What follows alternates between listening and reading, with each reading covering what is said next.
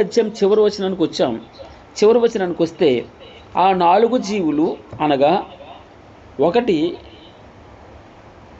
సింహం ముఖం ఉంటుంది, దూడ ముఖం ఉంటుంది, మనుషుని ముఖం ఉంటుంది, 4వది పక్షిరాజు ముఖం ఉంటుంది.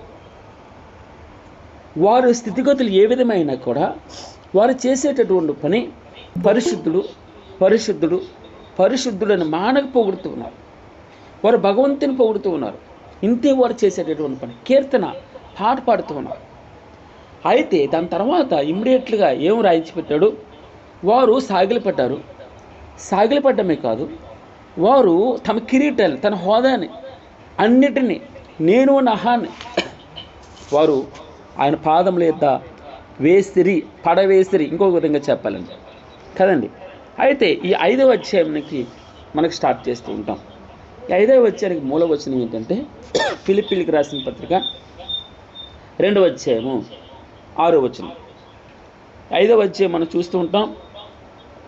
ఫిలిప్పీలకు రాసిన పత్రిక 2వ అధ్యాయము 6వ వచనం ఏమని వ్రాయబడి ఉంది? క్రీస్తు యేసునకు కలిగిన ఈ మనస్సు మీరును కలిగి ఉండుడి. క్రీస్తు యేసునకు కలిగిన మనస్సు మీరు కూడా కలిగి ఉండాలి. ఆయన ఎలాంటి మనసు కలిగిన వాడో చూడండి. ఆయన దేవుని స్వరూపము కలిగిన వాడయండి. దేవునితో సమానముగా ఉండుట విడిచిపెట్టకూడని భాగ్యముని ఎంచుకోలేదు, కానీ మనుషుల పోలికగా పుట్టి దాసుని స్వరూపం ధరించుకొని తన్ను తానే రిక్తునిగా చేసుకొని మరియు ఆయన ఆకారమందు మనుషుడుగా కనపడి మరణం పొందినంతగా, అనగా సిలువ మరణం పొందినంతగా విధేయత చూపిన వాడే తన్ను తాను తగ్గించుకొనేను అని వ్రాస్తూ, ఎందుచేత సిలువ మరణం పొందినంతగా తగ్గించుకున్నాడు కనుక, అందుచేతను పరలోకమందున్న వారిలో కానీ, భూమి మీద ఉన్నవారిలో కానీ, భూమి క్రింద ఉన్నవారిలో కానీ ప్రతి వాని మోకాలు యేసు నామమున వంగినట్లును, ప్రతి వాని నాలుకయు తండ్రి అయిన దేవుని మహిమార్థమైన యేసుక్రీస్తు ప్రభువును ఒప్పుకున్నట్లును దేవుడు ఆయనను అధికముగా హెచ్చించి ప్రతి నామమునకు పైనామమును ఆయనకు అనుగ్రహించను. ఆయన అల్టిమేట్ అయిపోయాడు. ఆయనే మూలమైపోయాడు. ఎందుకు మూలమయ్యాడు? క్రీజ్ జరుగుతుంది, శ్రమ లేకుండా మీరు ఉండదండి. అందుకే ఆ శిల్పి చేతిలో చక్కగా ఇమడాలి.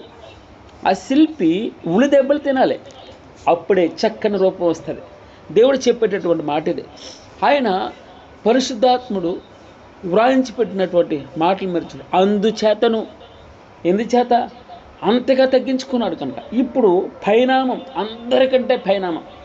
ఆయన ప్రయారిటీ, ఫస్ట్ పర్సన్ ఆయనే మొదటివాడు, కడపటివాడు, ఆదియు అంతమైనటువంటి వాడు, ఆల్ఫాయు ఒమేగా అయినటువంటి వాడు. ఆయన ముందర ఏమీ లేదు, ఆయన తర్వాత ఏమీ లేదు.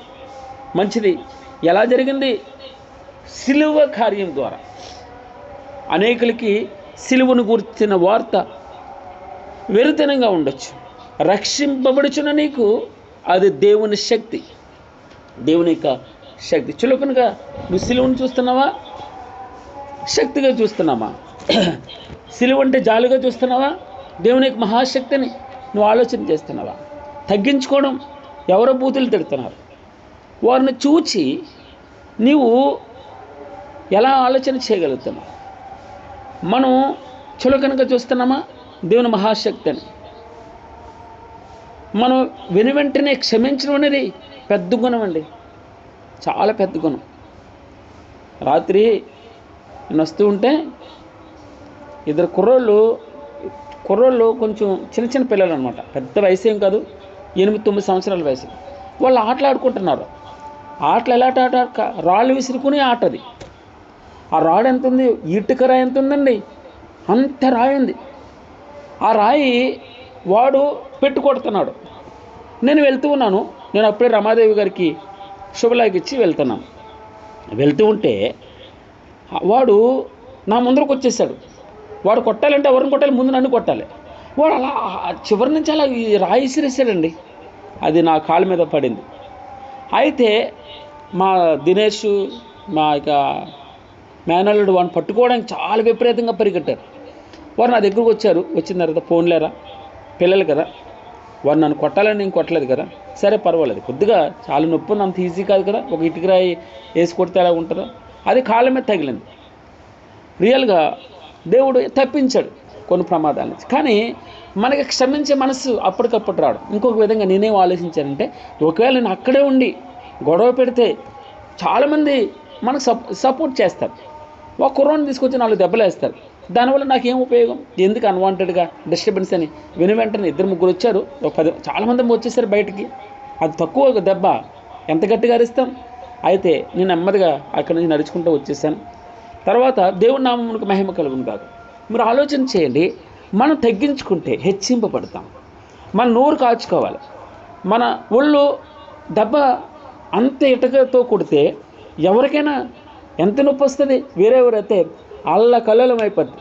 కానీ భగవంతుడు నాకు ఇచ్చిన ఆ యొక్క తగ్గింపు అనే గుణం మనం తగ్గించుకోవాలి. హంబుల్గా ఉండాలి. మన నోరు కట్టుకుంటూ ఉండాలి.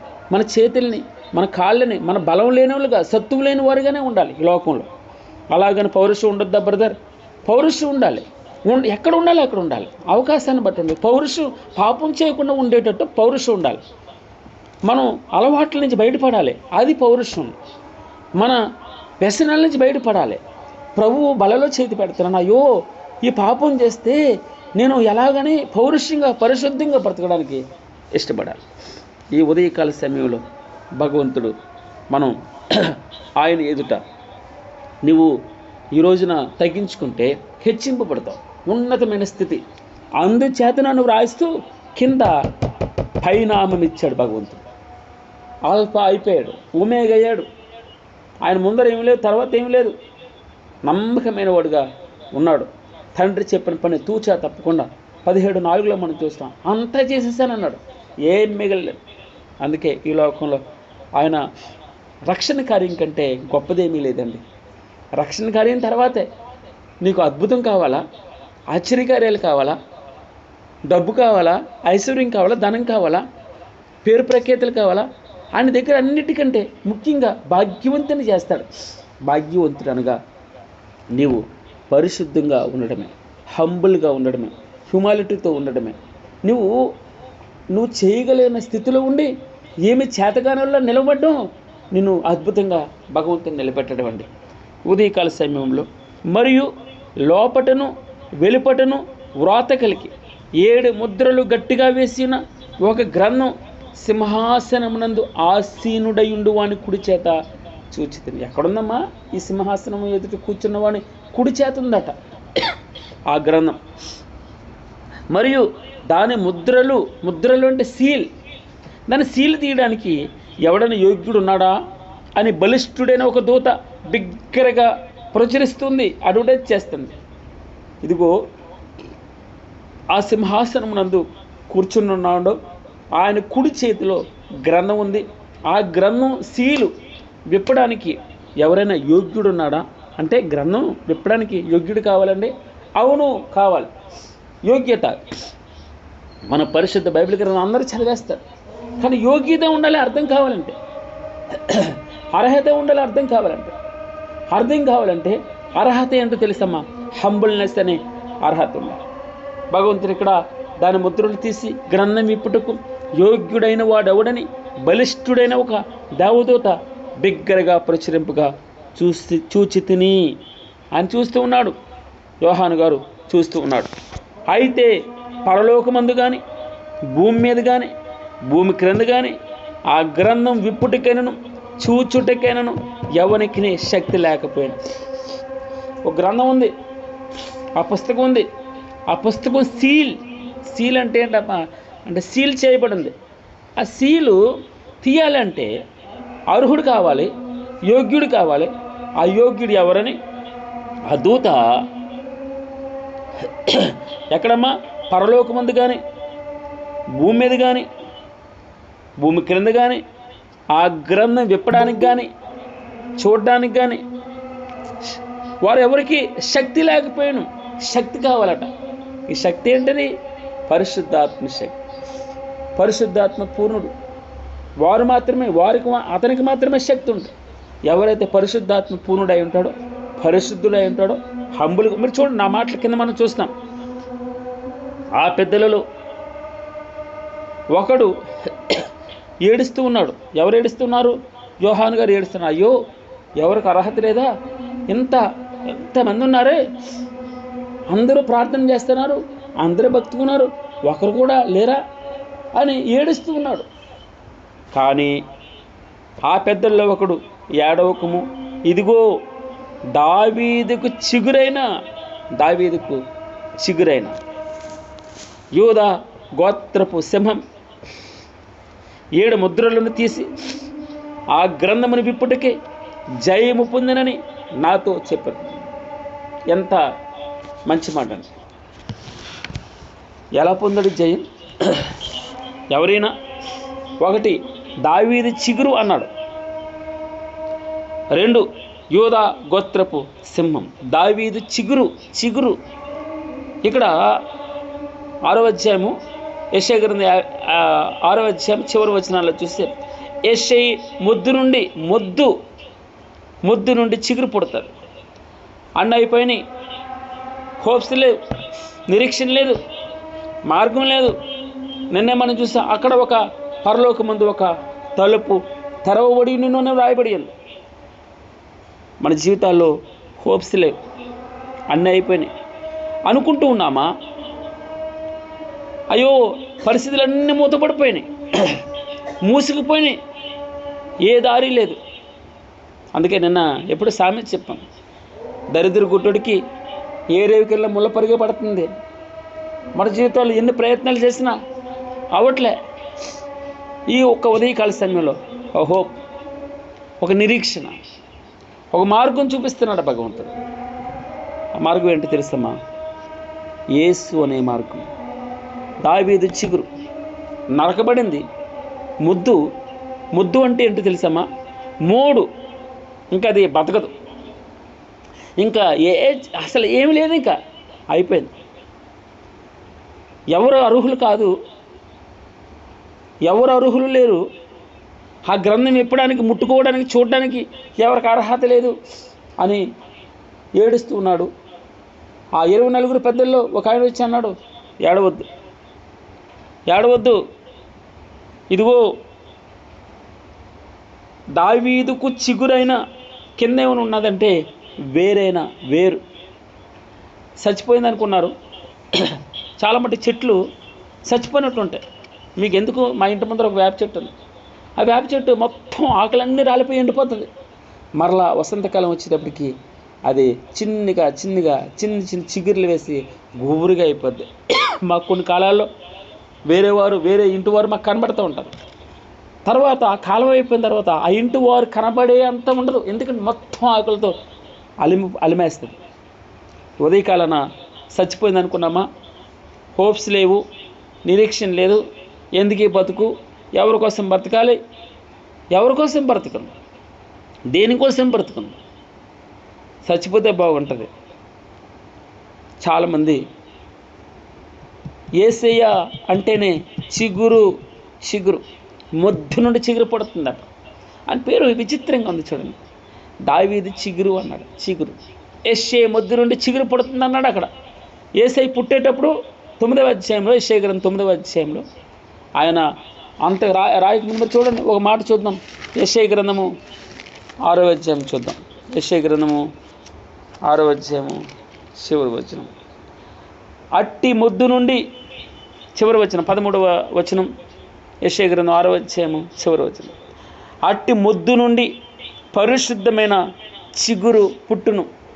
ఏ చిగురు అమ్మేది? పరిశుద్ధమైన చిగురు పుడుతుందట. చిగురు అంటే చిన్న నిరీక్షణ, చిన్న హోప్, చిన్న ఆకులు. అమ్మాయ, ఆకులు వస్తే ఏంటి? బతికిపోయింది. అంతవరకు మూతపడిపోయింది, మూసుకుపోయింది దారులు. అప్పుడు అంటున్నాడు, అమ్మాయ చిన్న హోప్ వచ్చిందమ్మ, బతికితేనయ్యా. డాక్టర్ అందుకే విశ్వాసపు మాటలు, విశ్వాసపు పలుకులు క్రైస్తవ జీవితంలో ఉన్న ప్రతి వ్యక్తి నుంచి రావాలి. ఎప్పుడు హోప్ని విడిచిపెట్టకూడదు. ఆయన మీద మనకు గౌరవం ఉండాలి, నమ్మకం ఉండాలి. అయ్యో నువ్వు ఆయన శక్తిని నోటి మాటతో కాదండి, ఎరిగి ఉండాలి, అనుభవపూర్వకంగా. అందుకే అన్నాడు, యేసు క్రీస్తు వారిని గురించిన అనుభవ జ్ఞానం కలిగి ఉండాలి. నువ్వు ఆయన గురించిన అనుభవ జ్ఞానం లేకుండా నోటి మాటలతో చెప్తే యేసుని గురించి ఏం చెప్పగలవు? ఆయన గురించి అనుభవ జ్ఞానం ఉండాలి. ఆయన చూచి ఏమన్నాడంటే, ఆయన చూచి నమ్మిన వారి కంటే చూడక నమ్మిన వారి ధన్యులు. మన విశ్వాసంలో రోజు ప్రాక్టీస్ చేయాలి, రోజు ప్రాక్టీస్ చేయాలి. దావీదు చిగురైన ఆ నిరీక్షణ మనకి. 2 యోధా గోత్రపు సింహం, రెండో మాట చెప్తున్నాడు, యోధా గోత్రపు సింహం. ఆయన రావడం ఆయన గొర్రెపిల్లగా వచ్చాడండి.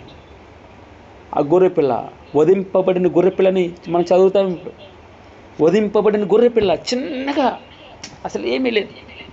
ఈరోజున నీ జీవితం నా జీవితం అలాగుంటాయి, నీ ఇల్లు నా ఇల్లు అలాగుంటాయి. ఇంట్లో ఎప్పుడు బాధ, టాబ్లెట్స్, అనారోగ్యం, ఇబ్బంది, చూసేవారు లేక, బంధువులు రాక ఇబ్బంది పడుతున్నా నీ జీవితంలో నా జీవితంలో భగవంతుడు ఇదిగో, ఎక్కడైతే నువ్వు గొర్రెపిల్లగా ఉన్నావో, ఎక్కడైతే హంబులుగా ఉన్నావో, ఎక్కడైతే నువ్వు యేసయ్య ముద్దు అనగా మోడిన బారిన జీవితాలు చిగురింపు చేస్తాడు. ఆయన పేరు చిగురు, నిరీక్షణ పుట్టింపు చేస్తాడు. అంతా అయిపోయింది అనుకుంటే ఆయన చిన్ని హోప్ మనకు. అందరూ అంటున్నారు చనిపోయాడు ఎందుకయ్యా? ప్రభు అంటున్నాడు, నిద్రించుచున్నది అన్నాడు. అది మన నిరీక్షణ, నిద్రించుచున్నది. ఆయన ఏమైనా చేయగలడు, సమస్తమును సాధ్యమని. ఆయనకు అసాధ్యమైనది ఏదీ లేదు. ఈ రోజున ఆయన ఉన్నతమైన స్థితిలో పరిణామం ఉంది. ఆయనకి పరిణామం కలిగినవాడు. ఈ పరిణామం రావడానికి ఈ చిగురు అనే మాట మీరు జ్ఞాపకం చేసుకుని. చిగురు అంటే మొద్దు, చూడడానికి అసహ్యంగా ఉంది. చాలామంది అన్నారు, రే ఇలాగే మాట ఏమన్నారు, నీకు నువ్వు రక్షించుకో, మమ్మల్ని రక్షించు అన్నాడు. దొంగోళ్ళు చెప్పింది. వెళ్ళిపోయేవారు తలలు ఊచుచు, అంటే వేలాకోలం చేస్తూ, దేవాలయాన్ని పడగొట్టి 3 దినాల్లో లేపేస్తానన్నవాడా ఏమైంది? వెగతాలు చేస్తూ ఉన్నారు, ఉమ్ము వేస్తూ ఉన్నారు, ఆయన వీపు మీద గుద్దుతూ ఉన్నారు, వెంట్రుకలు పెరిగి వేస్తూ ఉన్నారు, ముళ్ళ కిరీటం పెడుతూ ఉన్నారు, వేళాకాలం చేస్తూ ఉన్నారు. పైన విలాపము వ్రాయించి పెట్టారు. యూదులు రాజు అని విలాప వాక్యం వ్రాయించి పెట్టారు. అనగా మనకు శిశువు పుట్టెను. ఆ మొద్దు నుండి, ఎక్కడి నుంచి అమ్మా? మొద్దు నరకబడింది, పడవేయబడింది, దూరంగా అసహ్యంగా ఉంది. చూడని అసహ్యంగా ఉంది. అనగా మనకు శిశువు పుట్టెను, మనకు కుమారుడు అనుగ్రహింపబడును, ఆయన భుజం మీద రాజ్యభారం ఉందమ్మా. ఆయన పేరు ఆశ్చర్యకరుడు, ఆలోచనకర్త, బలవంతుడైన దేవుడు, నిత్యుడగు తండ్రి, సమాధానకర్త అధిపతి అని అతనికి పేరు పెట్టబడింది. ఎవరికి? యేసయ్య మొద్దు నుండి వచ్చిన దానికి, పనికిరాని దానికి. చివరిగా బెత్లెహేమా, నువ్వు యూదా గోత్రంలో బహు చిన్నదాను, నువ్వు చిన్నోడు, పనికిరాని దాను. ఆయన భగవంతుడు చూడండి నిన్ను భాగ్యవంతునిగా చేయడానికి, నిన్ను చేయడానికి, నీ జనన చూడగా నువ్వు పుట్టినాడు నీ నాభిసత్రం కొయ్యబడలేదు, శుభ్రమగుటకు నువ్వు నీళ్ళతో కడగబడలేదు, నీకు ఉప్పు రాయకపోయి, బట్ట చుట్టకపోయి, ఈ పనుల్లో ఒకటైనను నీకు చేయాలని ఎవరును కటాక్షింపలేదాడు. నీ యందు జాలిపడిన వాడు ఒకడునూ లేడు. మొద్దుగా చూస్తున్నారండి. మొద్దు ఎందుకు పనికిరాదని పక్కన పెట్టేస్తున్నారు. నీకు కుర్చీ వేయరు, నీకు నీళ్ళెవరు, పలకరించరు, నీకు ప్రత్యేకమైన స్థానం లేదు. నీవు పుట్టినాడే బయట నేలను పారవేయబడి చూడ అసహ్యంగా ఉన్నావు. భగవంతుడు ఈ ఉదయకాలన దావీదు చిగురు నీ జీవితంలో మరలా ఆశ పుట్టిస్తున్నాడు, మరలా ఆశను పుట్టిస్తున్నాడు. ఆయన నువ్వు చచ్చిపోయింది అనుకుంటే బ్రతికిస్తున్నాడు భగవంతుడు. అలసిపోవద్దు, నేనున్నాను అంటున్నాడు. అయితే నేను నీ ఎద్దుకు వచ్చి రక్తంలో పొర్లుచున్న నిన్ను చూచి నీ రక్తంలో పొర్లి ఉన్న నీవు బ్రతకమని నీతో చెప్పు. ఎంత అద్భుతమైన మాట అండి. ఆయన మన దగ్గరికి వస్తున్నాడు, మన బ్రతకమని చెప్తున్నాడు. చచ్చిపోవద్దు, నా మీద ఆశ పెట్టుకో. నా పేరు ఆశ్చర్యకరుడు, నా పేరు ఆలోచనకర్త, నా పేరు బలవంతుడైన దేవుడు, నా పేరు నిత్యుడైన తండ్రి, నా పేరు సమాధానకర్త యొక్క అధిపతి అని నాకు పేరు. యెషయి సిగ. నువ్వు అనుకుంటున్నావేమో నేను దూడగా, నేను లేగదూడగా, నేను గుర్రపిల్లగా వచ్చానని చులకనగా ఉందేమో. అక్కడ వ్రాయించి పెట్టాడు చూడండి. యోధా గోత్రపు సింహం 7 ముద్రలను తీసి ఆ గ్రంథమును విప్పుటకే జయము పొందెను. ఎలా పొందాడు జయం? చూడండి, కింద వ్రాయించోడు. నేను ముగిస్తున్నాను.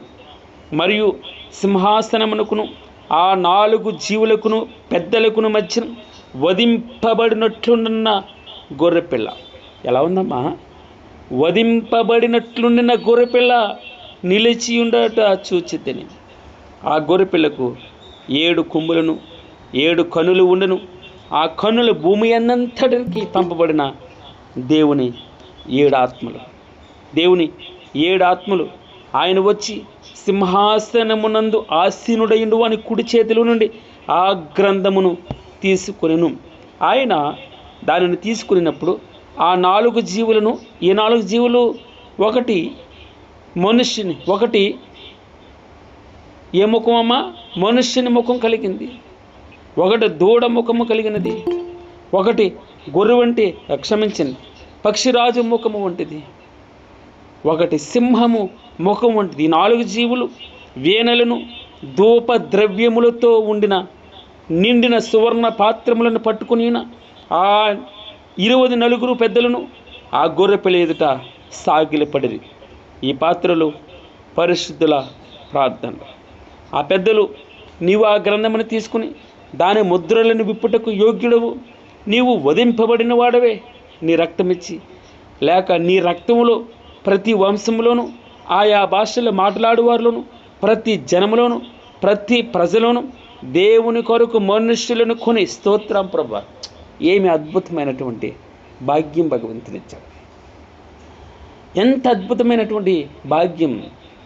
నీవు విశ్వాసంలో భాగ్యవంతుడు అయితే, ధనవంతుడు అయితే, ఉదయకాల సమయంలో అయ్యో ఈ గ్రంథాన్ని విప్పడానికి, ఈ సీలు విప్పడానికి ఎవరు యోగ్యులు లేరా?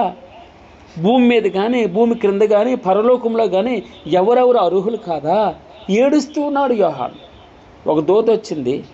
ఆ దూత చెప్తుంది, అమ్మా భయపడద్దు, ఇదిగో అక్కడ ఏమనుంది? ఇదిగో ఒక ఆయన ఉన్నాడు. ఆయన ఎలా ఉన్నాడో తెలిసింది? వధింపబడినట్లున్న గొర్రెపిల్లగా ఉన్నాడు. మంచిది, కనులున్నాయి, 7 ఆత్మలున్నాయి, అన్నీ ఉన్నాయి. కానీ ఆయన ఎందుకు హెచ్చింపబడ్డాడంటే మన ఫిలిప్పీలకు రాసిన పత్రికలో మనం చూస్తాం. ఆ ఫిలిప్పీలకు రాసిన పత్రికలో యెషయి మొద్దు హోప్ లేనటువంటి చోట, నిరీక్షణ లేని చోట, చచ్చిపోయిన స్థితిలో నుంచి ఆశ వదిలిపెట్టేశావు. ఆశ లేదు, ఇంకా హోప్ లేదు, నిరీక్షణ లేదు. ఎందుకు బతకాలో అర్థం కావట్లేదు, ఎవరి కోసం బ్రతకాలో అర్థం కావట్లేదు.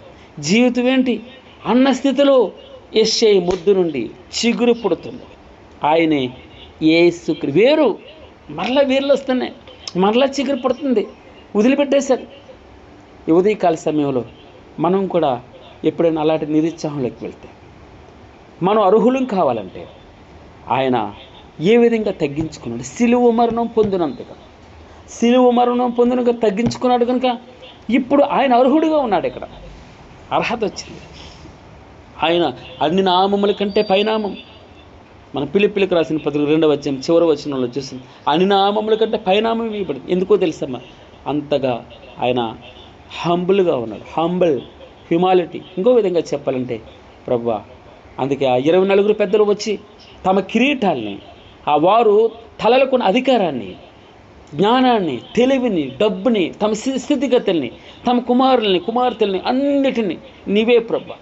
అందుకో భక్తుడు అంటాడు, నాకు ఇష్టమైన మాట 73:25 వచనంలో, ఆకాశం అందు ప్రభా నీవు నాకుండగా లోకంలోనిది ఏది నాకు అక్కర్లేదు ప్రభా.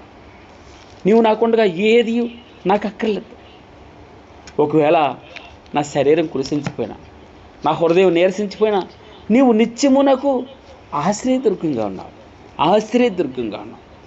నిన్ను అందుకే ఆయనకి మన ప్రయారిటీ ఇస్తే, మనం ఈ మాటలు మనం చదువుతున్నాం.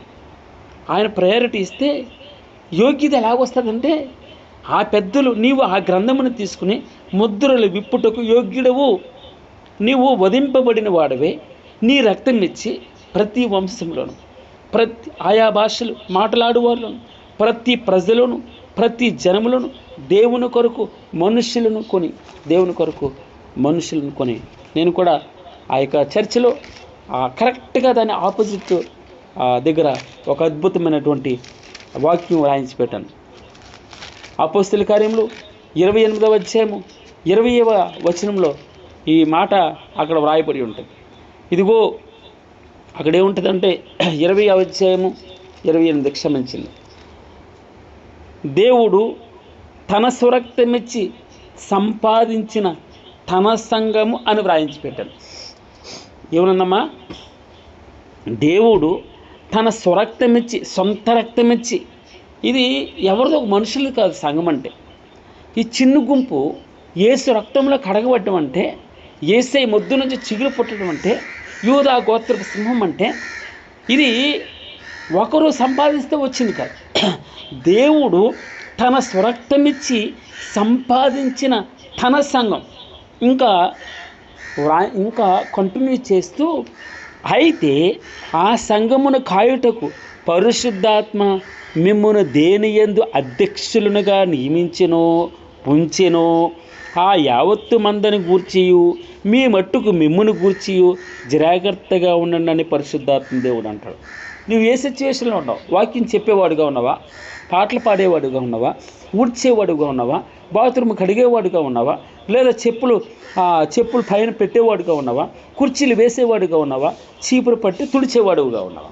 నువ్వు ఏ స్థితిలో ఉన్నావు కూడా, ఏ స్థితిలో ఉన్నా దాని మీద అధ్యక్షత యు ఆర్ ప్రెసిడెంట్. మీరు దేన్ని తక్కువగా అంచనా వేయకండి. ప్రతి పని ప్రాముఖ్యతే భగవంతుని దగ్గర. అందుకే అన్నాడు, ఇదిగో ప్రభువు విత్తనం వేసింది ఒక ఆయన వేశాడు, విత్తనం ఒక ఆయన వేస్తున్నాడు, నీళ్ళు ఒక ఆయన పడుతున్నాడు, ఒక ఆయన వచ్చి శుభ్రం చేస్తున్నాడు. కానీ వృద్ధి చేసేవాడు దేవుడే. ఎందుకో తెలుసా? ఆయన సంఘం ఇది. ఆయన సంఘం. ఆయన తన స్వరక్తం ఇచ్చి, తన సొంత రక్తం, స్వరక్తం అంటే ఏంటి తెలుసమ్మా? తన సొంత రక్తం ఇచ్చి, నువ్వేమి రక్తం చిందించలేదు, నువ్వేమీ ఆయన బలియాగం అవ్వలేదు, నువ్వు అవమానం పొందలేదు, నీవు కాదు నరకబడింది ఆయన, చంపబడింది ఆయన. ఈ ఉదయకాల సమయంలో భగవంతుడు నీకు ఇచ్చే మాట, నాకు ఇచ్చే మాట, ఆయన తన సొంత రక్తం ఇచ్చి సంపాదించిన తన సంఘమును కాయుటకు పరిశుద్ధాత్మ మిమ్మును దేనియందు అధ్యక్షులునిగా ఉంచును ఆ యావత్తు మందని గూర్చి మీ మట్టుకు మిమ్ముని గూర్చి జాగ్రత్తగా ఉండుడి అన్నారు. ఆ పెద్దలు, నీవు ఆ గ్రంథమును తీసుకుని దాని ముద్రలు విప్పుటకు యోగ్యుడు, నీవు వధింపబడిన వాడవే, నీ రక్తమిచ్చి లేక రక్తములో ప్రతి వంశములోను, ఆయా భాషలు మాట్లాడువారిలోను, ప్రతి ప్రజలోను, ప్రతి జనములను దేవుని కొరకు మనుషులను కొని, దేవుని కొరకు మనుషులను కొని. చివరిగా ఒక మాట మనం చూసి ప్రార్థనలకు వెళ్దాం. పేతురు రాసినటువంటి పత్రిక, పేతురు రాసిన పత్రిక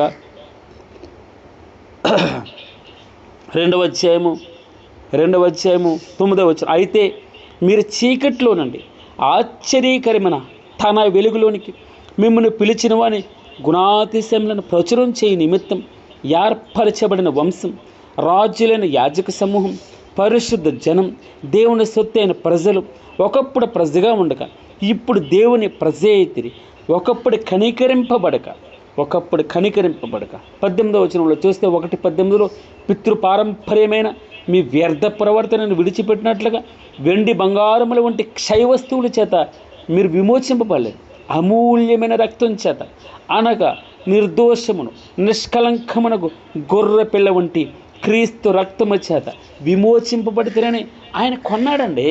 విమోచించడం అంటే దాస్య గృహానికి అప్పబడ్డాం. ఆయన దాస్య గృహం అనగా అగ్ని కొలిమి అన్నాడు. ఐగుప్తు అంటే రొంపది. ఇంకొక విధంగా చెప్పాలంటే పాపపు కోపంలో నుంచి భగవంతుడు తన అమూల్యమైన రక్తం చేత అనగా నిర్దోషమును నిష్కలంకమునకు గొర్రె పిల్ల వంటి క్రీస్తు రక్తం చేత విమోచింపబడ్డారు. మీరు మామూలుగా రాలేదు. ఆయన తన సొంత రక్తమిచ్చి సంపాదించిన తన సంఘం. నీవు వధింపబడిన వాడవే, నీ రక్తమిచ్చి ప్రతి వంశంలోనూ ఆయా భాషలు మాట్లాడేవారిలోను ప్రతి ప్రజలోను ప్రతి జనములోను ఆయన నిన్ను దేవుని కొరకు మనుషులను కొని మా దేవునికి వారిని ఒక రాజ్యముగాను యాజకులుగాను చేసితివి గనుక భూలోకమందు ఏలుదిరని క్రొత్త పాట పాడుతాడు. దేవునామమునకు మహిమ కలుగునుగా. క్రొత్త పాట పాడటం ఆయన కోసం గొప్ప పాట, రక్షణ పాట ఇది. ఆయన కార్యం, ఆయన వాక్యం మనలోకి వచ్చినప్పుడు మనం శుద్ధీకరింపబడుతుంది. ఇహం పట్ల మనం వైరాగ్యం వస్తుంది. నాకెందుకు ఈ ఎదవ బతుకు అంటే ఈ సుఖం ఏంటి, దీనికోసం నా ప్రాకులేదు, డబ్బు కోసం ఏంటి, అందం కోసం ఏంటి, బలం కోసం ఏంటి, జ్ఞానం కోసం ఏంటి, ఆయన నా బలం. అందుకే కీర్తనీయుడు పాట పాడుతాడు. ఒక మాట, ఆ మాట నేను చూస్తాను చూడండి. కీర్తన 118వ కీర్తన. ఆ మాట చదివేసి మనం ప్రార్థనలోకి వెళ్దాం. కీర్తన 18 తీసారా ఎవరైనా? అక్కడ ఒక అద్భుతమైన పాట మనం చూస్తాం. ఎవరాడు? యెహోవా నా బలమా, నేను నిన్ను ప్రేమించుచున్నాను. యెహోవా నా శైలం, యెహోవా నా కోట, నన్ను రక్షించేవాడు, నా కేడము, నా రక్షణ శృంగము, నా ఉన్నత దుర్గము, నా దేవుడు, నేను ఆశ్రయించిన నా దుర్గం. స్తోత్రం ప్రభువా, హల్లెలూయా హల్లెలూయా, స్తోత్రం స్తోత్రం స్తోత్రం. మా దేవునికి వారిని ఒక రాజ్యముగాను యాజకులుగాను చేసితివి గనుక వారు భూలోకమందు ఏలుదిరని క్రొత్త పాట పాడుతూ ఉన్నారు. ఇవి ఎక్కడి నుంచి వచ్చిందో తెలుసమ్మా? మూల సూత్రం మొద్దుగా, అసలు ఏమీ లేనోడుగా మనం తగ్గించుకోవడం, హంబుల్ ప్రభువా ఆయన ముందర మనం పెట్టుకోవడం, ఆయన ముందర మనం ఆయన తెలీదా? ఒక రోజున పేతురు వచ్చి కత్తి తీసి ఆ మలుకు అనేవాడు చెవి నరికేస్తాడు. అప్పుడు భగవంతుడు ఏం చెప్పాడు తెలుసండి? పేతురు, నీ కత్తిని వరలో పెట్టుకో. ఒకవేళ నేను వేడుకొనలేనని వేడుకుంటే 12 సేనావ్యూహములు, అనగా ఒక్కొక్క సేనావ్యూహము 6,000 మంది. 12 సేనావ్యూహములు అంటే 12 × 6 72,000 మంది సేనావ్యూహాలని నా తండ్రి పంపించని నువ్వు అనుకుంటున్నావా? కత్తి చేత పట్టుకుంటే కత్తి చేతే వెళ్తావు. నేను ఎందుకు వచ్చాను? రక్షించుటకు, నశించిన దాన్ని రక్షించడానికి వచ్చాను. నా ప్రాణం అందుకే పెట్టాను. నేను సిలువలో రక్తం కార్చి ఒక్కొక్కరిని కొన్నాను నేను. అందుకే నాకు అమూల్యమైన వ్యక్తి. అందుకే చిన్నపిల్లల్ని వెళ్ళిపోతుండే, వాళ్ళని పంపించద్దు.